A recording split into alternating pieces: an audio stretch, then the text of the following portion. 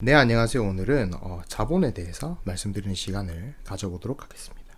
그래서 이전 영상에 제가 자본과 부채를 이용해서 자산을 사서 회사가 잘 운영해서 이익을 내고 그것이 다시 또 재투자되든지 배당으로 나가든지 이자를 준다 이런 말씀을 드렸는데요. 이전에는 이 자산 사이드와 이익 사이드에 조금 더 관심을 뒀다면 오늘은 자본에 대한 집중을 해보도록 하겠습니다. 그래서 이 자본은 크게 일단 두 가지로 나뉩니다.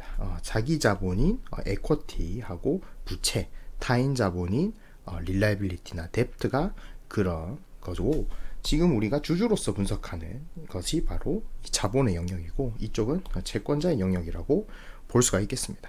그래서 우리가 흔히 생각하는 캐피탈은 바로 이 자본에서 적립금을 뺀 우리가 회사를 만들 때 넣어준, 즉 회사의 설립자나 소유주로서의 개념인 납입자본만이 우리가 흔히 말하는 캐피탈이라고 한다. 그래서 자본이 크게 두 가지로 나뉜다는 것을 보실 수가 있고요. 요까지가 어떻게 본다면 IFRS 상에서 이렇게 뼈대로 주는 거고, 상법상에서는 어떻게 된다.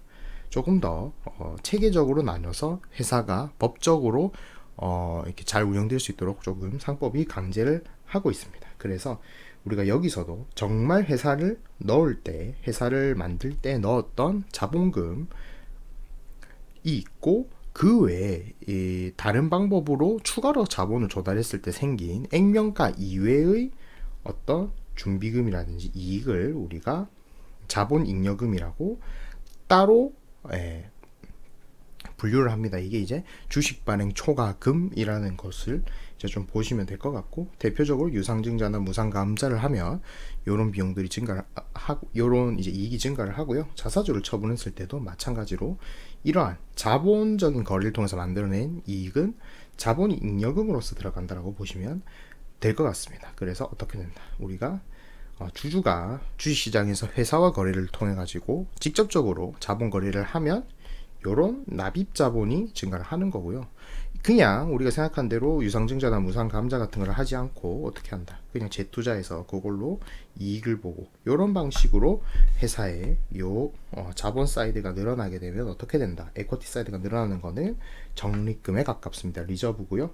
여기서 우리가 영업에는 상관없는 기타 포괄손익, 즉 파생상품 평가이익, 외환이익, 퇴직연금, 충당부채라든지 이런 걸 빼고 나서 만들어진 게 바로 이익잉여금이고요. 한때 이제 박근혜 정권 시절에 배당 정책이 나오면서 유보금이라는 말로도 나오는 것이 바로 어떻다.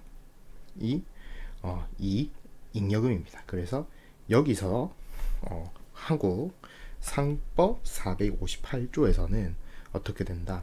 자본금의 50% 수준까지는 잉여금이긴 하지만은 너희들이 필수적으로 적립해야 된다. 어느 만큼 당의 현금 배당의 10%만큼 강제로 적립해야 하는 이익 준비금이 있고, 나머지를 임의 준비금, 즉 잉여금이라고 보고 있습니다.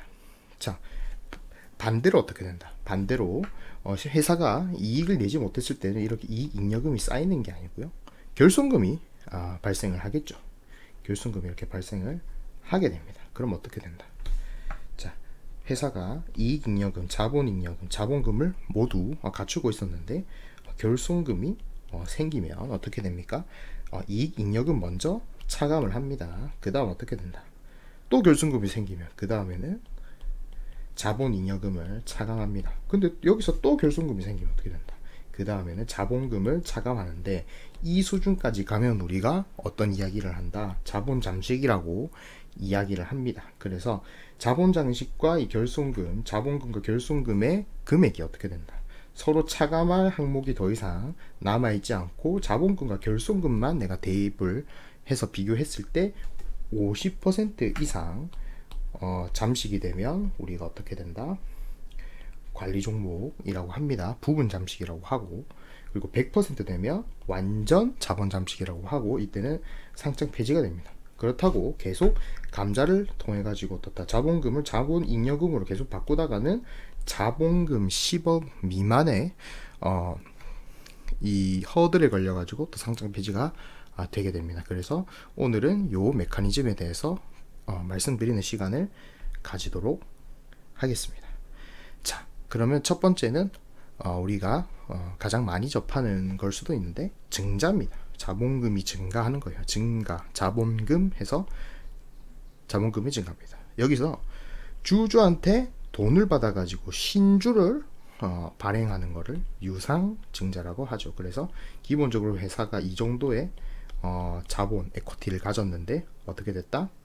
신규로 청약을 받아가지고 주식을 발행을 하면 이것이 자본잉여금이라는 항목으로 추가로 들어가고 어떻다? 액면가만큼은 자본금으로 들어가게 되면서 회사의 규모가 여기서 이렇게 커지는 효과를 발생시키죠. 그러니까 어떻게 된다?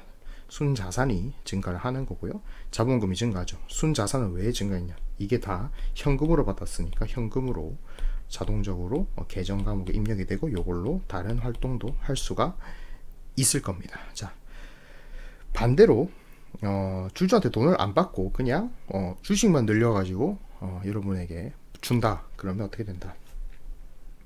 이익잉여금을 자본금으로 바꿔가지고 어떻게 된다? 그냥 그 이제 액면가만큼만 돈만 넣어가지고 주식을 추가로 발행해서 여러분들에게 공평하게 나눠주는 거니까 이때는 주주한테 돈을 받을 필요가 없겠죠. 그러다 보니까 회사 전체의 어떻다 크기는 변하지 않고 회사 내부의 이익잉여금이 자본금으로 전환되는 효과가 유일한 겁니다. 자, 그러면 이제 유상증자 시후에 주가 하락이 일어나는지 첫 번째는 보시면 되죠. 지분율이 희석되는 겁니다. 자, 지분율이 내 한 주가 유상증자를 참여를 안 하면 지분율이 희석되는 거예요. 그러면 내 주식의 수익 가치가 감소합니다. 자, 두 번째는 뭐다? 유상증자를 할 때는 주식을 할인 판매합니다. 자, 왜 그럴까요? 만약에 할인해서 유상증자를 하지 않습니다. 그럼 누가 그 유상증자에 참여를 해가지고 돈을 며칠씩 묶어놓고 그 회사에 그런 식으로 투자 그냥 주식시장에서도 사면 되기 때문에 주식의 청약을 많이 하게 유도하기 위해서 할인율을 정해서 경영진이 마음대로 이제 할인율을 정해서 어떻다 청약을 독려하게 되고요. 그래서 할인이 낮으면 청약이 좀 안 되고 할인율이 높으면 청약이 잘 됩니다. 그리고 마찬가지로 3자 배정 유상증자도 아주 비슷하죠. 내가 참여를 안 했다 뿐이지 어떻다 주식이 희석되고 주식이 할인 판매되는 것도 마찬가지입니다. 자, CB나 BW 같은 경우도 결국에는 주식이 현재에서는 지금 어떻다 주식 인수권부 자체도 비슷합니다. 지금 당장에 주식이 찍히지는 않지만 일정 주가가 넘어가면 어떻다 신주가 발행된다는 점에서 제3자 배상 유상증자도 굉장히 거래 실질은 비슷한 겁니다. 자, 세 번째가 이제 조금 또 많은데 개인 투자자든 뭐 대주주든 기관 투자자든 대급을 납입을 해야 되고요. 이제 또 다른 사람이 청약에 안 해가지고 청약이 빵꾸 날 가능성과 그리고 경영진이 미래의 이익을 불확실하게 보니까 어떻게 된다 주주한테 돈을 받아가지고 그죠 신규로 이렇게 주식을 찍는 걸 겁니다. 그러다 보니까 어떻습니까? 그러한 리스크 때문에 주가가 하락하는 모습을 보일 수밖에 없는 겁니다. 근데 말 그대로 제3자 배정 유상증자 같은 경우는 청약 리스크가 일단 없죠. 왜냐하면 모두가 같이 청약하는 게 아니고 그리고 대급 납입도 제3자 그 한 사람만 하는 거고요. 경영진 미래이익 불확실 이거는 뭐 제3자일 때는 알 수가 없는 거고요. 그러다 보니까 어떻다 인수자가 오히려 자신감을 갖고 현금을 많이 넣어줘가지고 주식의 가치가 조금 희석되더라도 재무구조도 좋아지고 새로운 좋은 이 3자 배정 주주가 아주 뭐 유명한 투자자라든지 뭐 아주 뭐 능력 있는 분이라면 이게 호재로도 작용할 수가 있는 것을 우리가 종종 볼 수가 있습니다. 또 어떻다 다른 것도 있는데 출자 전환이라는 것도 있죠. 바로 채권이 이제 주식으로 바뀌는 거. 채권으로 했더니 이자 부담이 너무 커서 난 이자를 못 받을 것 같으니까 주식으로 바꿔서 이자는 안 받고 미래에 어떻다 이익을 내가 미래에 공유받을 테니까 지금 당장 너희들 이자는 매년 안 내도 돼 라고 이자 감면하고 주인으로 바뀌는 이러한 출자 전환이 있는데 우리가 이거를 어디서 봤다? 동부제철에서 봐왔습니다. 자, 그래서 어떻다 어쨌든 모두에게 하는 이런 일반적인 구주주 유상증자는 이러한 요인 때문에 주가에 악영향을 준다 이렇게 보시면 될 것 같습니다. 자, 그러면은 무상증자를 했을 때 왜 주가가 상승할까요? 지금 무상증자를 보시게 되면 회사의 규모가 변하지 않고 자본금만 늘었는데 말이죠. 자, 첫 번째는 유상증자 반대로 경영진이 미래에 대한 자신감을 나타내고 있다고 볼 수도 있습니다. 자, 아까 말씀드렸죠. 자본금을 이 위협을 하게 되면 자본금은 회사가 다른데 쓸 필요가 없는 돈입니다. 그러다 보니 쓸 수가 없는 돈이에요. 그러다 보니까 어떻다? 우리는 이 돈에 손 대지 않아도 요 돈으로만 어떻다? 원래 이 돈으로 회사를 경영했는데 우리는 회사가 너무 잘 돼서 앞으로 이익을 많이 벌어서 이렇게 이익 잉여금이 늘 거니까 이 돈은 어떻다? 필요 없으니까 우리가 저금할게라는 일종의 자신감으로 볼 수가 있는 거죠. 그리고 자본금이 늘어나니까 당연히 경영자가 마음대로 건드리기가 좀 어렵죠. 그러니까 회사 안정성도 증가한다고 볼 수가 있기는 합니다. 자, 두 번째, 이게 좀 공짜로 이제 주식수가 늘어나다 보니까 어떻다 하더라도 뭐 주주 부담이 거의 없습니다. 그리고 EPS라고 해서 주식당 순이익이라든지 요런 지표도 어느 정도 좋아지는 효과가 있고요. 또 PER이 유지가 됩니다. 자, 그러다 보니까 어떻다 무상증자를 하더라도 시총도 유지가 됩니다. 자, 그 다음에 이게 세 번째가 그죠. 많이 이제 포커싱 되는 면이 있는데 한 주당 주식 가격이 감소하는 거예요. 그래서 소액 주주의 접근성이 높아지고 주식이 싸 보이는 착시 효과를 가집니다. 물론 시총하고 여러 지표는 비슷하지만 어떻다 착시 효과가 생깁니다. 자, 근데 여기서 중요한 점은 무상증자는 이익 잉여금을 자본금으로 전환을 하지만 어떻다 그냥 주식 분할 같은 경우 액면 분할입니다. 액면 분할은 어떻다 그냥 이 큰 무대기였던 주식을 작은 섹터 이 사이즈로 나누는 거기 때문에 거래 실질이 약간 다릅니다. 또 최근에 주식 시장에 현금이 많이 들어오면서 어떻다 이 무상증자하고 이런 액면 분할에 대해서 약간의 과대 해석되는 면은 없지 않아 있으나 이러한 효과는 분명히 존재한다라는 것을 알려드렸고요. 증자의 과정을 한번 말씀을 드리겠습니다. 요 내용은 대한항공 3월 2일 주요사항 보고서라는 공시고요. 공시에 여러 버전이 있습니다만은 굉장히 초기 버전을 가져왔습니다. 자, 먼저 어떻다? 우리가 아주 심장에 덜컥 내려앉는 유상증자 결정 공시가 이렇게 나오게 됩니다. 근데 해당 공시는 어떻다? 계속 이 유상증자 스텝을 거치면서 정정이 되기 때문에 요 공시 정정사항을 이제 계속 좀 봐야 되는 아주 중요한 서류가 바로 유상증자 결정 주요사항 보고서가 되겠습니다. 자, 두 번째는 이제 이렇게 발행가액도 확정되고 뭐 여러 조건들이 확정되고 이렇게 참여하는 회사도 결정되고 하면 신주 배정 기준일, 즉 우리가 권리락이라고 하는 날짜가 어떻게 된다 지정이 됩니다. 그럼 어떻게 된다? 이날까지 주식을 보유하신 주주들 요 날짜 이제 장 마감하고 장외 시장까지 끝나고 주식을 보유하신 분들은 어떻게 된다? 이 유상증자에 참여할 권리가 생기는 거고 그 다음에 이렇게 발행가가 그 다음에 확정이 됩니다.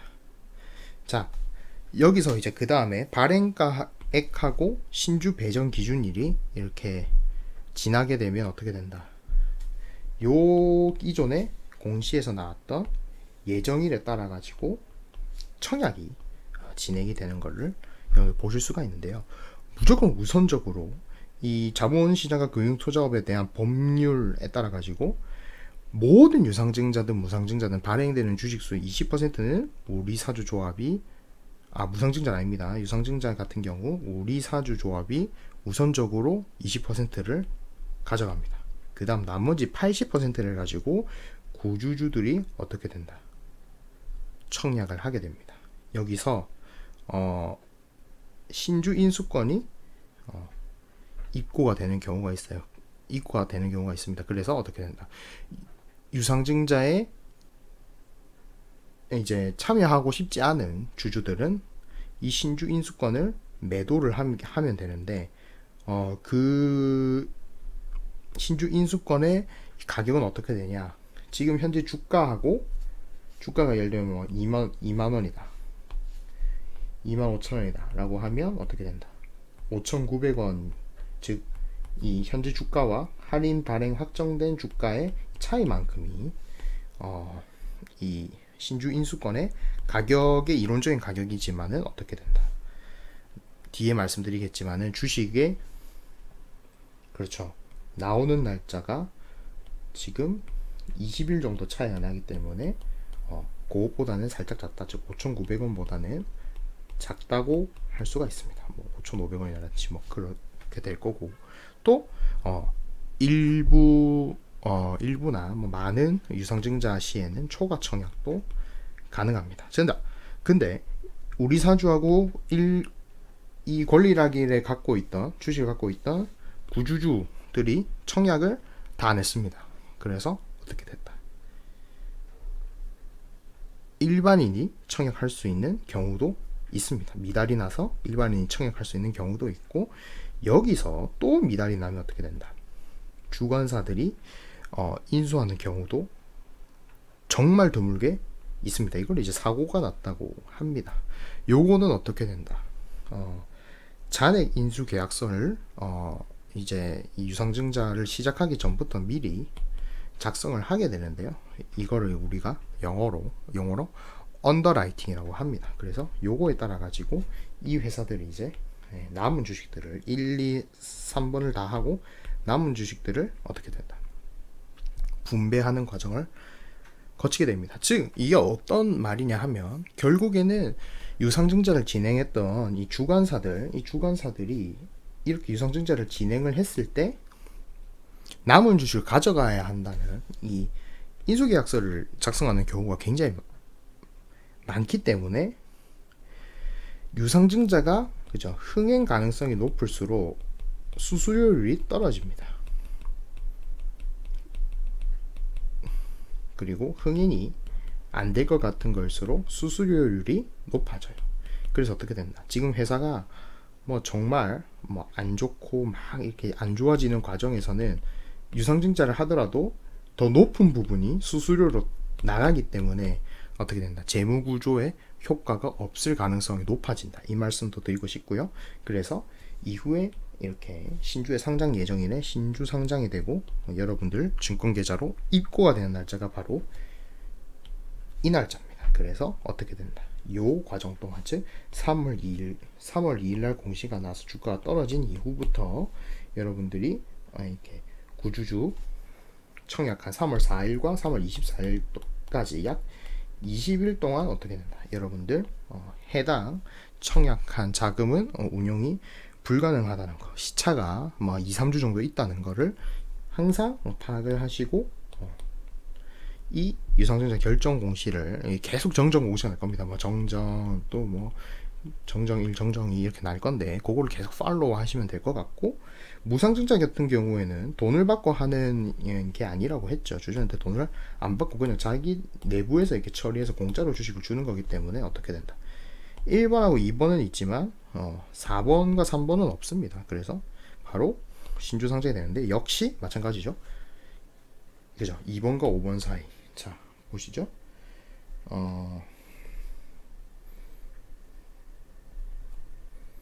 얘는 여러분들 어떻게 된다. 역시 시차가 존재한다는 거고요. 또 이제 얼만큼 유상증자를 하느냐. 유상증자의 비율이 얼마나 되냐. 기존 주식 한 주당 신주가 몇 주 발행되냐는 또 여기 한 주당 신주 배정 주식 수 요 보시면 되는데 0.79라는 거는 그죠? 79%니까 한 주당 0.79주를 주는 거고 100주를 사신 분은 79주 청약 가능하신 거고 1000주를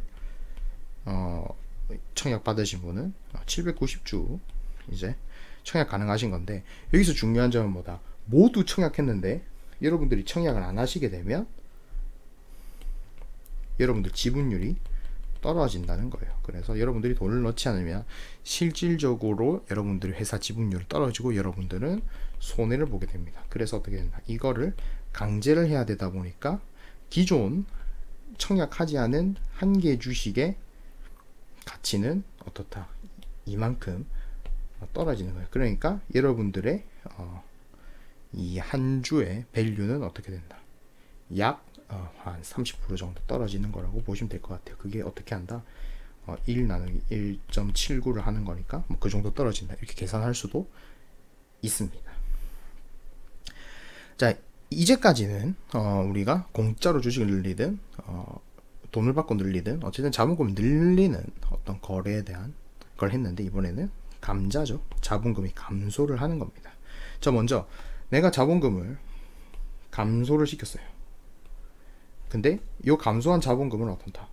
주주한테 줍니다. 그러면 유상 감자가 되는 거예요. 자, 유상 감자는 그렇기 때문에 우리 회사 자본금이 너무 많아. 이 돈 쓸 데도 없고 그냥 주주들한테 줘버리자. 즉 회사 규모를 줄이고 이익 배당을 하는 약간의 우회 수단으로서도 사용이 됩니다. 우리가 이제 많이 접하는 무상 감자 같은 경우는 어떻다? 자본금은 줄였지만은 이거를 아까 전처럼 외부에 주지 않고 회사가 적립해서 갖고 있는 겁니다. 그러다 보니까 회사 재무 구조가 개선되는 이런 효과를 누리기는 합니다. 자, 근데 아까 전에 우리가 회사 재무 구조를 좋게 하려면은 이렇게 신규로 현금을 받아가지고 유상증자처럼 실제적으로 회사가 현금을 받아야지 좋아지는 거 아니냐라고 할 수 있는데 어떻다? 아까 전에 처음에 말씀드린 대로 이런 이익준비금이라든지 또 자본금 잠식에 대한 부분이 있기 때문에 이런 거를 피하기 위해서 또 회사가 더 많은 현금을 동원할 수 있는 방안을 만들기 위해서 하는 것이 이 무상감자다. 물론 어떻다? 현금이 들어온 건 아니니까 실질적으로 나아진 거는 크게 없다고 보시면 될 것 같습니다. 자, 다만 어떻다? 회사에서 추가로 대출을 받아가지고 타인 자본으로 끌고 올 수 있을 텐데 그러한 방안 없이 그냥 회사의 마지막 어떤 금고를 손댔다는 거에서 무상감자는 악재, 즉 갈 때까지 갔기 때문에 이제 정말 몰릴 때까지 몰렸다는 의미로 해석이 됩니다. 그래서 이 악재인 거고요.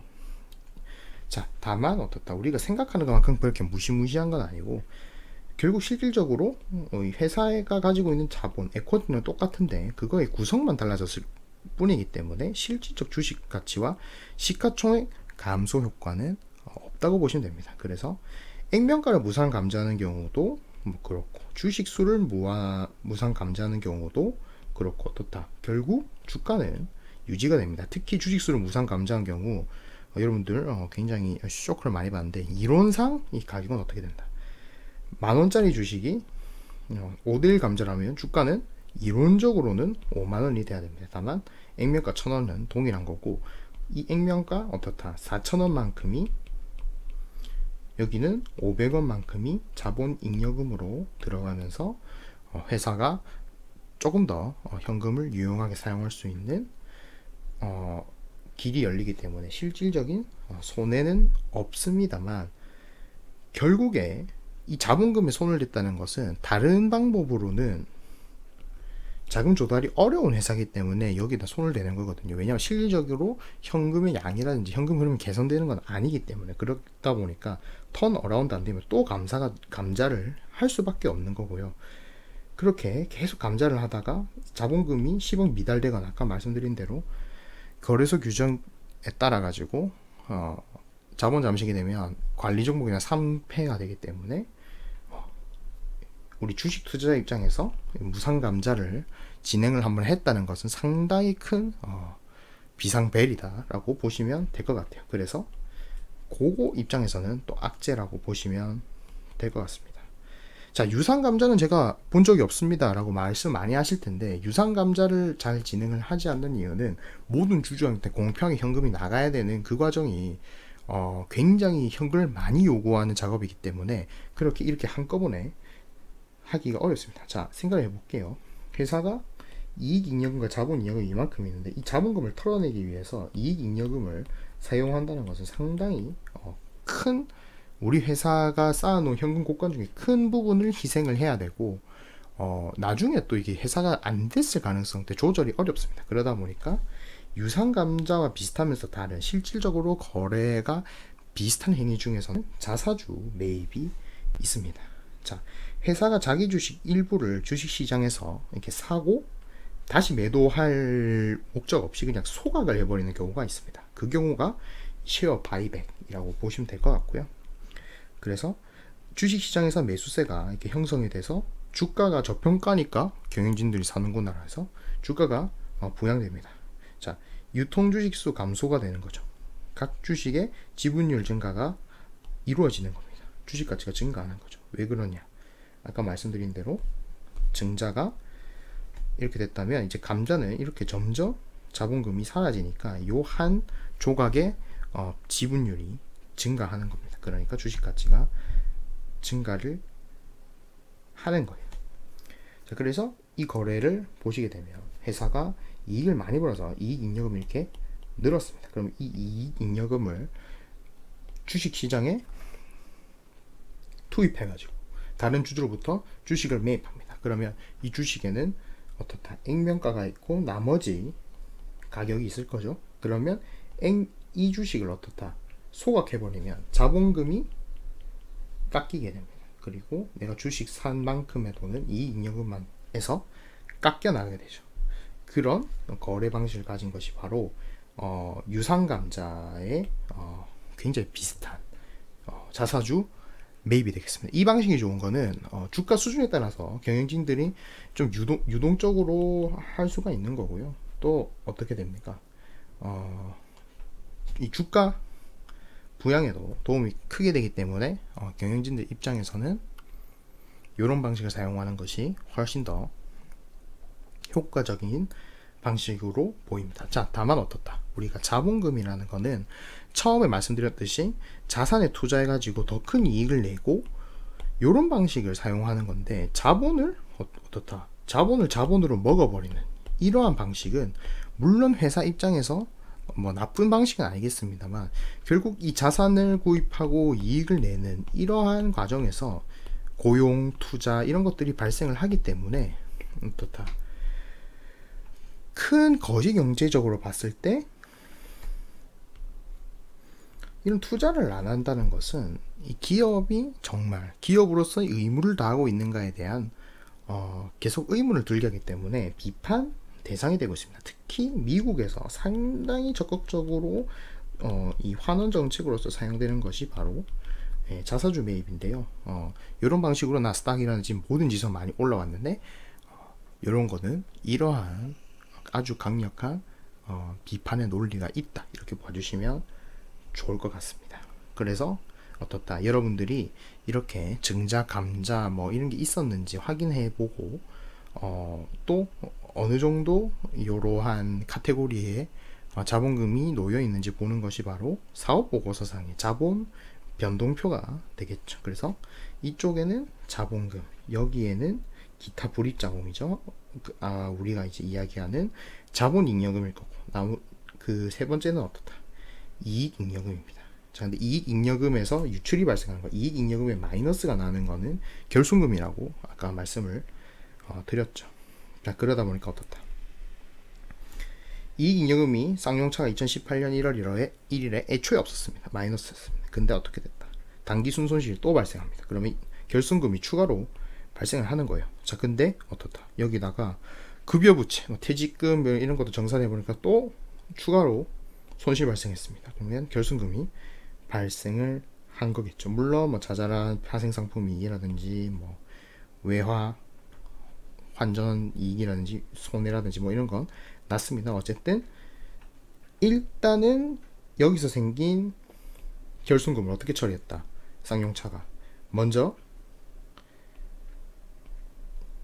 자본잉여금에서 차감을 합니다. 물론 이익잉여금이 있었다면 이익잉여금에서 먼저 차감을 했겠죠. 하지만 이 회사는 애초에 이익잉여금이 없었다. 그래서 어떻게 된다?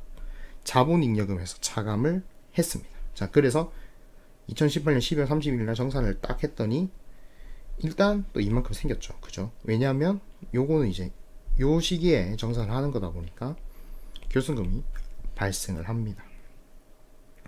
자, 그래서 이걸 또 처리를 해야 되는데 어떻게 됐다? 또 단기순 손실이 발생을 합니다. 그러니까 어떻게 한다?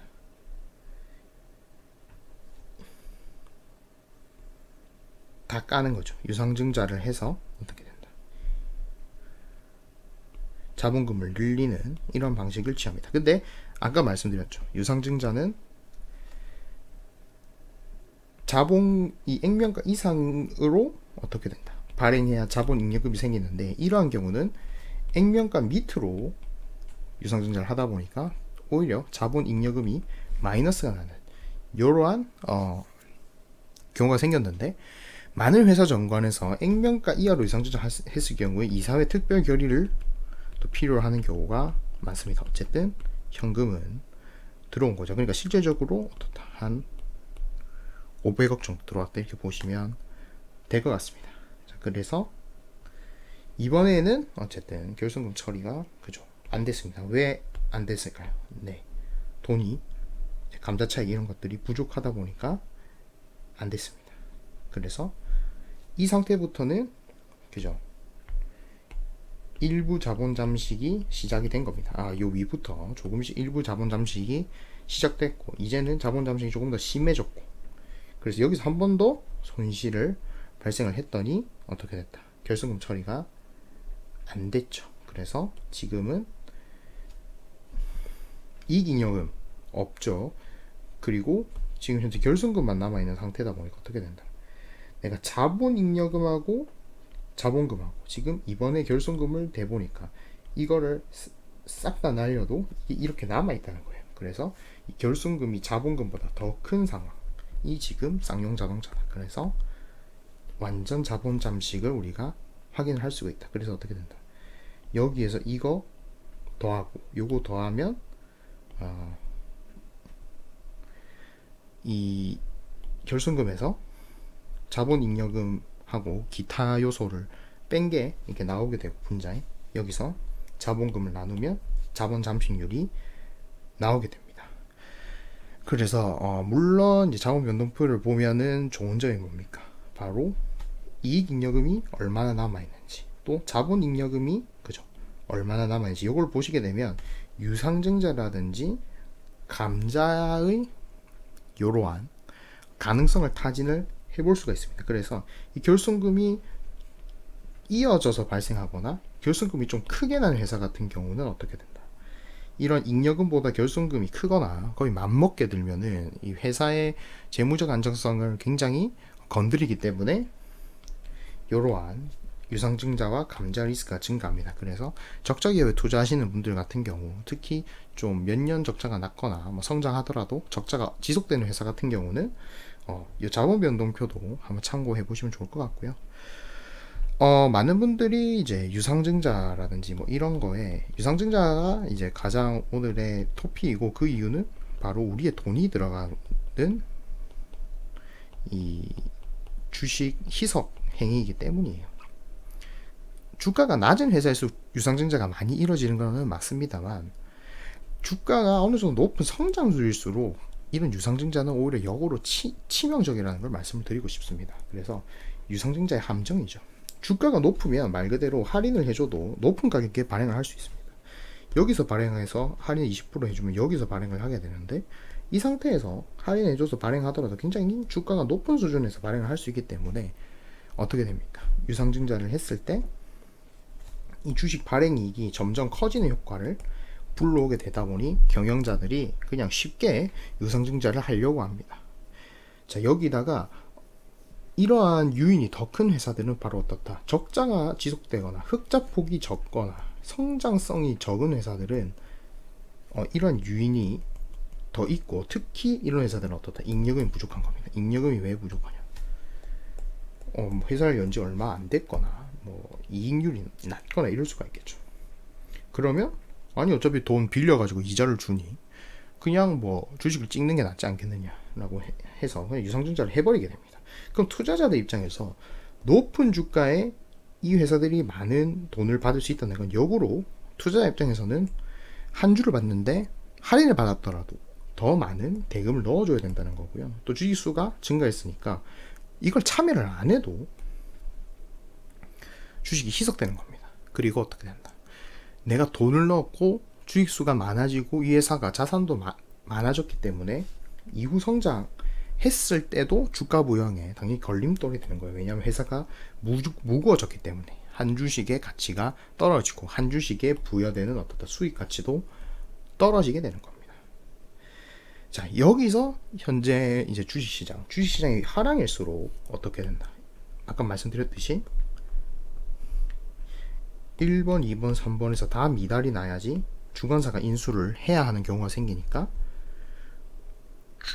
증시가 하락이면 주가가 떨어지면 사람들이 좋은 기회라고 생각하고 신주 인수권을 인수를 하든지 많은 주주들이 어차피 주가가 계속 오르고 있으니까 유상증자 받고 더 오르겠지라는 기대감이 있어서 많이 청약을 하겠죠. 그러다 보니까 증권사 유인도 좋습니다. 이럴 때는 아무리 유상증자 가액이 높다고 하더라도 증권사들이 많이 참여를 합니다. 그러면 어떻게 된다. 삼성중공업이라든지 테슬라 같은 경우도 막 올라가다가 여기서 유상증자하고 또 올라가면 유상증자하고 이런 경우가 발생을 하는 거예요. 자, 아니면 주가가 막 크게 상승하지 않더라도 이렇게 놀고 있는데 어떻게 된다. 내가 생각한 회사 성장성을 따져봤을 때 주가는 뭐 한 이 정도인데 지금 주가가 여기서 이렇게 놀고 있다. 그러면 어떻게 될까요? 아니 어차피 시간이 지나면 여기로 떨어질 거 지금 주주한테서 돈을 가져오자 라는 생각을 하게 되는 거예요. 그러면 이런 회사들은 작게나마 유상증자를 또 진행을 하게 되는데 특히 뭐 RFHIC 뭐 그런 것도 있지만은 빅히트 최근에 빅히트가 미국에 뭐를 인수하겠다라고 해가지고 또 뭐 대출을 안 내고 유상증자로 진행을 하는 경우가 있었습니다. 즉 어떻다 별거 없는데 주가가 너무 높게 되면은 이 경영자 입장에서 유상증자를 할 이유가 많아지게 돼요. 그러다 보니까 이러면 우리가 돈을 넣어주게 되면서 이 회사에 투자하는 의미가 줄어들게 됩니다. 그래서 이 대주주가 이 참여를 안 하려는 거는 더욱 문제지만 대주주가 참여를 하더라도 이렇게 적자가 지속되면서 혹은 적자가 지속되지 않더라도 이익폭이 굉장히 작고 뭔가 성장 스토리가 있는데 이게 실행이 안 되는 경우 주가가 막 높았을 때 어떻다. 경영자 입장에서 내 회사 자체에 확신이 없기 때문에 지금 현재 현금을 받으려고 하고 그게 유상증자로 발생하는 경우의 수가 많다는 거예요. 그러다 보니까 이러한 자본 변동표하고 회사의 성장 스토리라든지 주가라든지 이전에 유상증자 했는지 유상증자를 했는지 이런 거를 여러분들이 파악을 하시면서 어떻게 된다. 한 번 유상증자 했다는 회사는 또 할 수밖에 없다. 경영자 같은 사람이기 때문에. 그러다 보니까 그것도 조금 고려를 하시면서 여러분들이 또 유상증자 자체가 결국 내가 유상증자 대금을 넣어야 되고 주식이 희석된다는 점에서 굉장한 리스크고요. 모든 사람의 주식수가 늘어나기 때문에 어떻다. 주가는 결국 크게 성장성을 유지할 수가 없습니다. 왜냐하면 주식은 결국 수요와 공급의 싸움인데 공급이 늘어버리면 당연히 수요가 늘더라도 주가의 상승은 제한될 수밖에 없죠. 그러다 보니까 어떻다. 지금 턴어라운드를 기대하고 있지만 그것보다 주가가 과도하게 상승한 주식 같은 경우 언제나 유상증자의 리스크가 있고 유상증자는 주식의 수요적인 면에다가 철퇴를 날리는 게 아니고 공급적인 면에다가 영구한 주식 증가를 불러일으키기 때문에 뭐 요새 HMM이라든지 뭐 이렇게 주식가가 실적보다 너무 많이 날아가는 주식들은 경계할 필요가 있다. 특히 이렇게 주식시장이 화랑일 때 당연히 이 회사 경영자들은 주가가 과다하다고 생각될 때 유상증자를 날려버릴 수밖에 없다. 특히 어떻다. 대주주가 이 주식 희석을 그냥 바라볼 수 있는 주주 구성일 때 더욱 경계해야 될 필요성이 있다는 말씀을 드리면서 오늘은 여기까지 마무리하도록 하겠습니다. 도움 되셨으면 좋겠고요. 감사합니다.